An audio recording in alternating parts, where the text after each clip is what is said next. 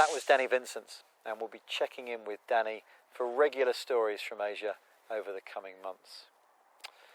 Now, when this is all over, it's hard not to think that some things just won't go back to the way they were.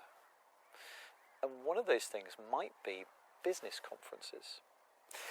Last week, it was supposed to be Taiwan-based HTC's massive shindig with people flying in from all over the world. But when this couldn't happen, they went ahead with it anyway in virtual reality. Stephen Beckett was invited, and this is how it went. Virtual reality headsets have had a rough ride over the last few years, with, it's fair to say, plenty of excitement and a definite dollop of disappointment. But maybe now is the time to give VR another chance. Can it help us meaningfully connect, or is it just a glorified video call? So, like a lot of people right now, I am stuck at home, but that doesn't mean I can't go somewhere. It also doesn't mean I can get out of doing my job. Certainly not with one of these around. Hey, this is great. Nice to meet you. Nice to meet you. Shake hands. We're allowed to shake hands in VR.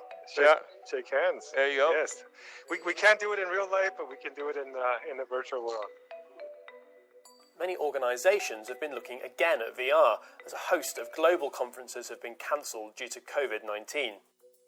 I'm standing inside a preview of Engage, a VR experience used so far for education, but now it's being souped up to host a conference for hundreds of people. HTC is one of the main VR headset manufacturers. In fact, they made the one I'm wearing right now. If there's any company that should be able to take their conference virtual, it's them. So where are we? We are. This is the main venue for the presentation of the Virtual VIVE Ecosystem Conference. So we have a conference every year. Because of the coronavirus, we have to do it differently this year, which is why we worked with Engage to create a virtual venue, and everybody from anywhere in the world who wants to come can join. Some people will look at this and they'll say, this is a kind of glorified video call, glorified Skype call. What do you say to that? So when you're doing video conferences, you feel very safe and you're just looking at a screen. Now I'm going to do something really weird. I'm going to get right up close to you, okay? Now, can you do this on video? Does that feel awkward? It's a little bit intimidating. Yes, exactly. So the thing with video, it is fantastic, and yes, you can communicate, but inside virtual reality, you feel like you're in the room with the person, and that's something you can't do on any other platform. Beyond more natural human connection, being in VR means you can do and see things you might never do in the real world. Now, if you pull your trigger on the chicken, you can move him. Oh yeah. Well, it's not every conference you get to hold a chicken, is it? Oh, we're actually in the hippo, Stephen. We'll have to move back. Oh, I'm inside the hippo. A lot of people would say that VR hasn't really taken off in the way that people were hoping it would. What's your take on that? The hassle of using the device and the change in people's habits is right now outweighing the benefits for the average person. This is where it changes from now going forward. The catch with a virtual conference is that it can happen in any time zone, and this one is happening in the middle of the night for me. So after a quick round of basketball, play on the xylophone, and a group hug, I'm off to get some sleep. Okay, so it's 2 a.m, I'm up, I'm awake, it's well past my bedtime, but it's also the perfect time for a conference on the other side of the world. So I'm just going to get a few VR things set up, and then we're going to try and see if we can join just in time for the opening speech.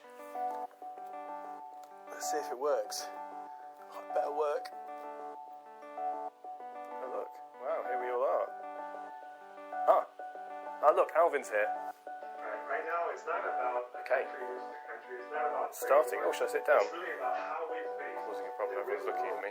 We are doing it right now. We also need to go back. And of course, you can't applaud in a video call like you can in the virtual world. You can see the start of a really, really good idea there. I can imagine what that would be like if the headsets were a bit lighter and a bit easier to use, and the computers were a bit stronger and the graphics were a bit better. Give it a few years, and I can imagine that this is something that people might want to do. Even so, is it enough to stand between me and my bed? Not quite. Maybe in a few years. Next week, unbelievably,